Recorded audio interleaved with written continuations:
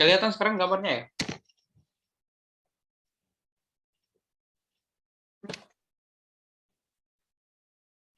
Halo? Ya, kelihatan ya gambarnya ya? Ya, ya. Ya, jadi pernah nggak apa namanya handle proyek kayak gini nih, yang ini? Kalau bangunan masih 3 lantai, tapi kalau 4. 3 lantai pernah ya? Prinsipnya sih kurang lebih sama. Ya, jadi kita lihat dua bangunan ini ya. Ini kelihatan sekilas memang udah berbeda ya. Ini saya berusaha nyari bangunan yang gambar-gambar yang kelihatan strukturnya. Jadi kalau kita lihat di bangunan sederhana gini ya, rumah-rumah tinggal gitu ya. Sini ada pondasi ya. Di sini juga ada di bangunan bertingkat ini. Ini dia pondasinya. Kemudian di atas pondasi ada apa? Kalau di bangunan biasa tuh ada slope. Nih. Kalau bahasa tukangnya apa ya? Slope ya biasanya mereka sebutnya. Orang-orang Jawa Barat atau Jawa Tengah biasanya slope yang ngomongnya. Ya. Sebenarnya namanya slope nih. Ini tulisannya SLOF. SLOOF gitu. Kalau di dunia teknik sipil itu sebutnya slope. Ya. Nah, di sini ada nggak? Ada namanya tie beam atau balok ikat. Sebenarnya ini juga namanya balok ikat. Nih, ada di sini nih biasanya. Nih. Tapi ini masih di dalam tanah ini. Ini permukaan tanahnya di sini. Ya. Kemudian ini apa namanya? Ini pedestal. Pernah dengar nggak istilah pedestal? Pernah kan? Pedestal itu kolom pendek kan? Ya. Nah, kemudian ada balok ikatnya di sini. Ini sama dengan ini, slope nih. Kemudian di bangunan sederhana ini ada kolom. Di sini juga ada kolom. Ini kolomnya. Apalagi di struktur sini. Sini ada balok nih. Ini namanya balok lintel atau balok late.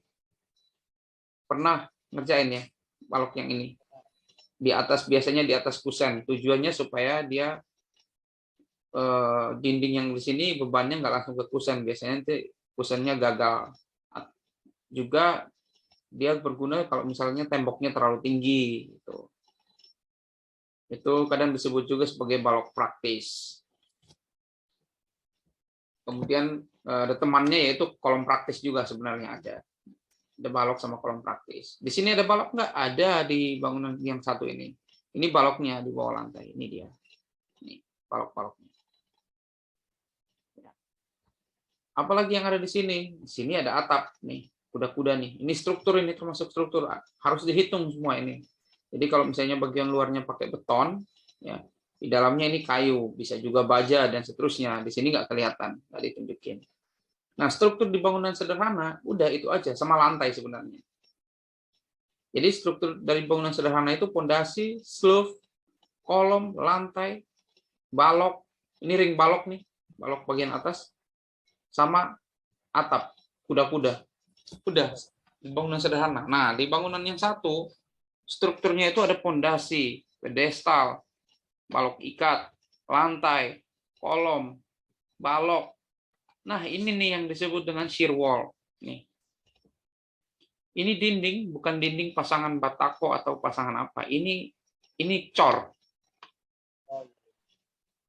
Ini yang namanya shear wall. Jadi ini dicor. Jadi kalau tujuan supaya apa? Ya makin kaku gedung ini. Jadi begitu kena angin atau gempa itu kan apa namanya? arah bebannya itu kan horizontal. Jadi kayak digoyang gitu. Nah, ini membantu, sangat membantu ini. Nih shear wall-nya. Di bangunan-bangunan kecil nggak berasa. Kita nggak ngerti gunanya. Tapi di bangunan-bangunan tinggi, apalagi misalnya apartemen-apartemen, ini penting sekali. Ya, yang berikut kita bahas satu-satu ya. Jadi tadi itu pondasi ya, kita bahas ke pondasi ini. Pondasi itu adalah bagian struktur paling bawah bangunan yang menerima seluruh beban bangunan dan meneruskan